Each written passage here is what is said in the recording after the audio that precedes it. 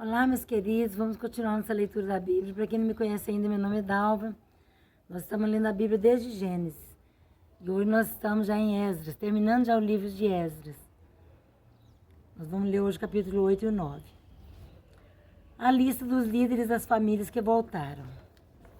Estes são os chefes das famílias e dos que com eles foram registrados, os quais saíram comigo da Babilônia durante o reinado do rei Artaxerxes. Dos descendentes de Finéias, Gerson. Dos descendentes de Tamar, Daniel.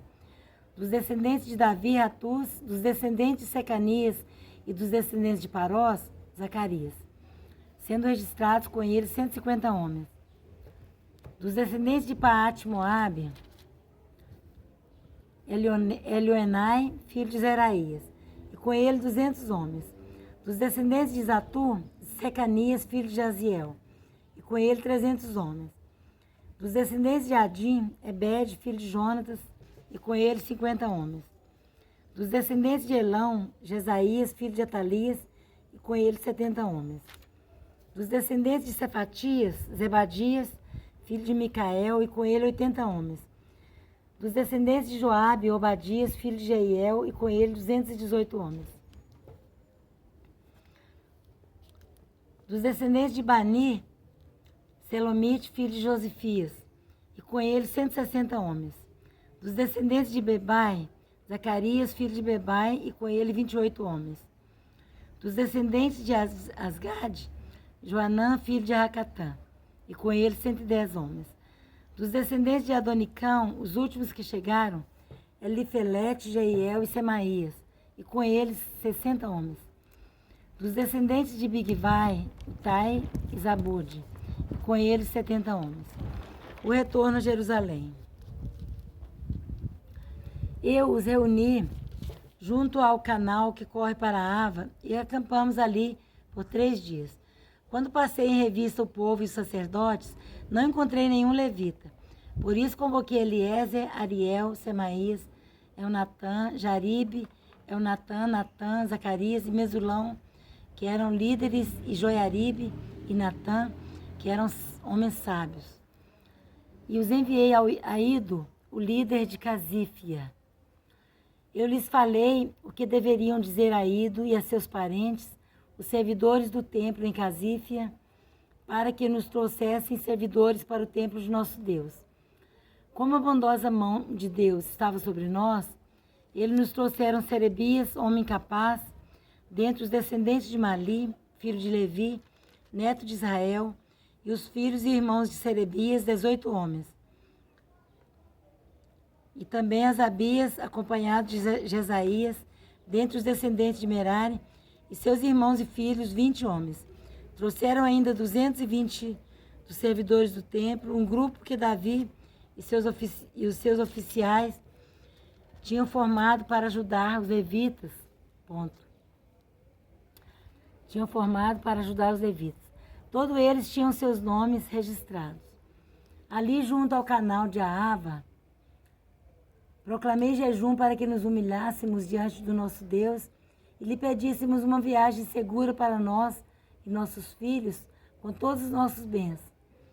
Tive vergonha de pedir soldados e cavaleiros ao rei para nos protegerem dos inimigos na estrada, pois lhe tínhamos dito: a mão bondosa de nosso Deus está sobre todos os que o buscam, mas o seu poder e a sua ira são contra todos os que o abandonam. Por isso jejuamos e suplicamos essa bênção ao nosso Deus, e ele nos atendeu. Depois separei 12 dos principais sacerdotes, a saber, Serebias, Asabias e 10 dos seus irmãos. E pesei diante deles a oferta de prata e de ouro, e os utensílios que o rei, seus conselheiros, seus oficiais e todo Israel ali presente tinham doado para a casa de nosso Deus. Pesei e entreguei-lhes 22.750 quilos de prata, 3 toneladas e meia de utensílios de prata, 3 toneladas e meia de ouro. Vou repetir aqui, né?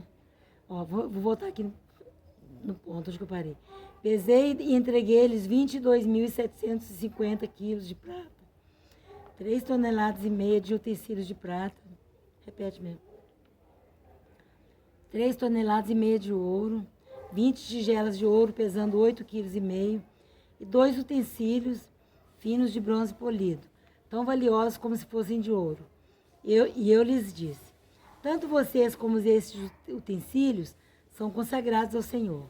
A prata e o ouro são uma oferta voluntária ao Senhor, o Deus dos seus antepassados. Peço que os guardem bem, até que os pesem nas salas do templo do Senhor, em Jerusalém, diante dos sacerdotes principais, dos levitas e dos chefes das famílias de Israel. Então os sacerdotes e os levitas receberam a prata e o ouro,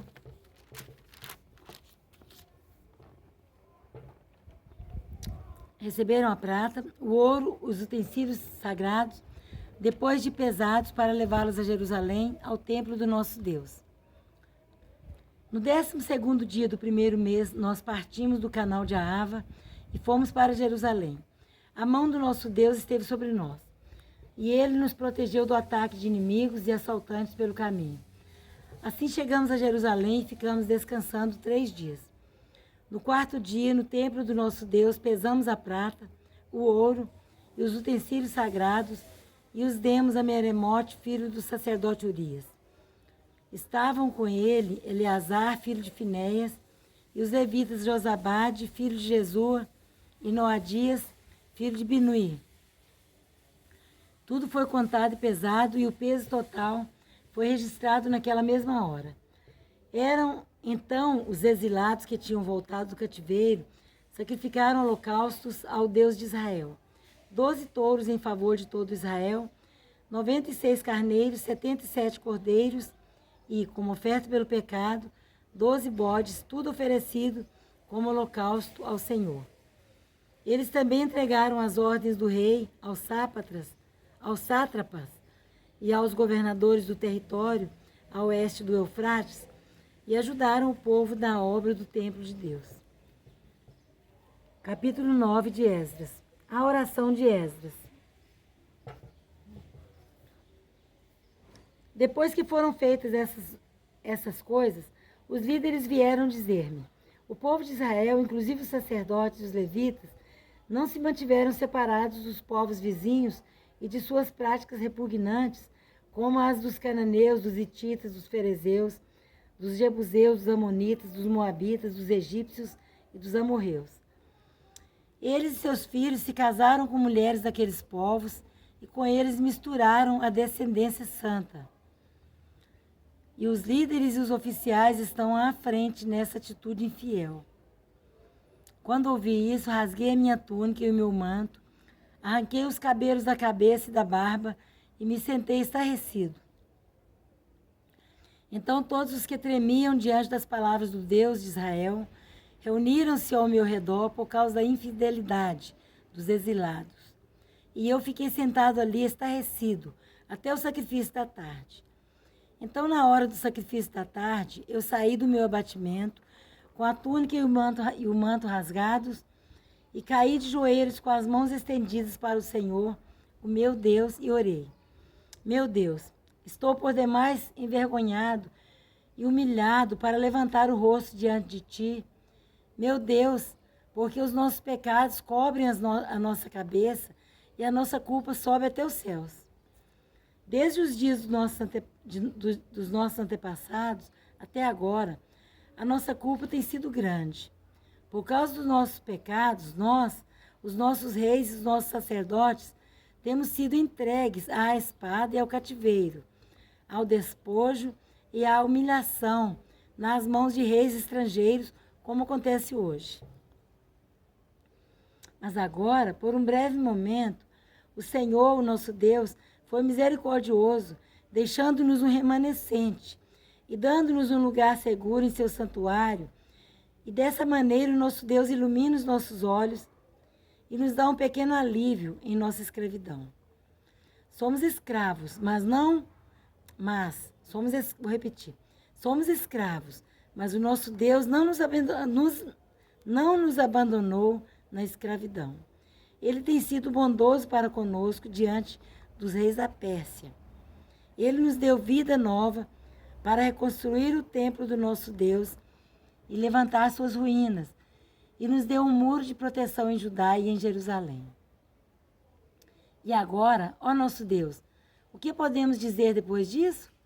Pois nós abandonamos os mandamentos que nos deste por meio dos teus servos, os profetas, quando disseste: a terra que vocês estão conquistando está contaminada pelas práticas repugnantes dos seus povos. Com essas práticas, eles encheram de impureza toda essa terra. Por isso, não deem as suas filhas em casamento aos filhos deles, nem aceitem as filhas deles para os filhos de vocês. Nunca procurem o bem-estar e a prosperidade desses povos, para que vocês sejam fortes e desfrutem os bons produtos da terra e a deixem para os seus filhos como herança eterna.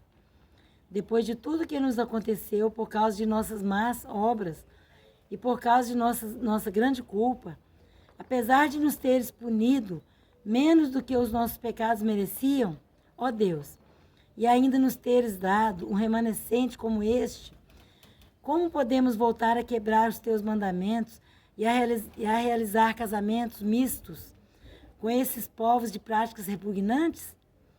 Como não ficarias irado conosco?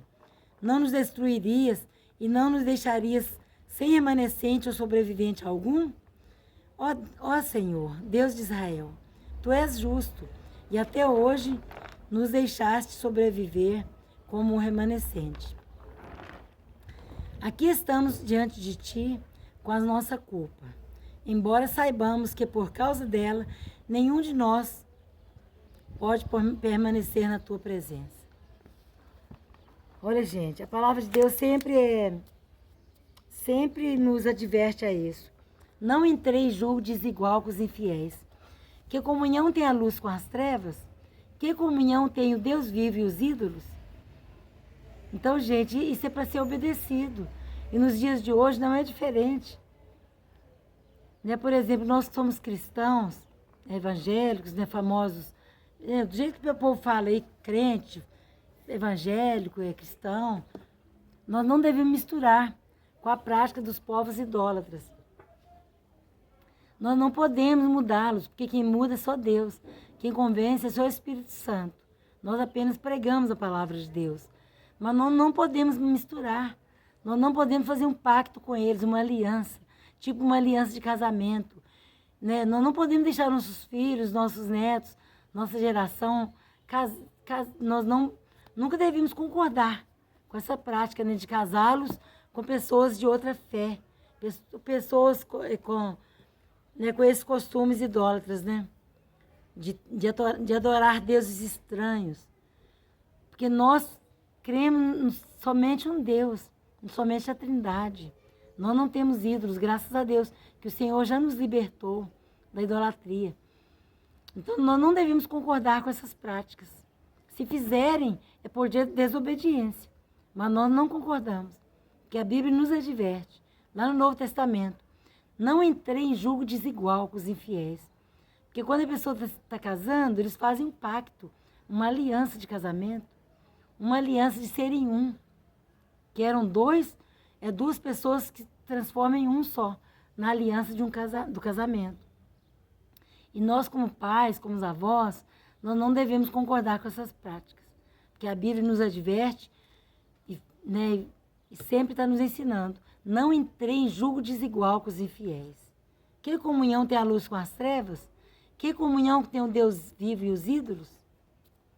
Eu vou deixar na descrição onde está escrito esse versículo, tá bom? Para vocês conferirem na Bíblia. Então, nós que seguimos a palavra de Deus, nós temos que seguir mesmo. Não é só brincar de ser crente, não. Tem que viver. Tem que seguir a palavra de Deus, né, o máximo que a gente conseguir. O máximo que a gente entender, nós temos que praticar. Com a ajuda de Deus, nós conseguimos. Então, Deus que abençoe. Fiquem com Deus. Até amanhã, se Deus quiser. Vamos terminar o vídeo. E amanhã, se Deus quiser, nós vamos terminar o livro de Esdras. Só faltam 2 capítulos. Deus que abençoe, fiquem com Deus, até amanhã, se Deus quiser. Só falta o 10 e o 11, aí termina o livro de Esdras. Aí nós vamos passar para Neemias, que é um livro muito bonito. Deus que abençoe, fique com Deus. Até amanhã, se Deus quiser.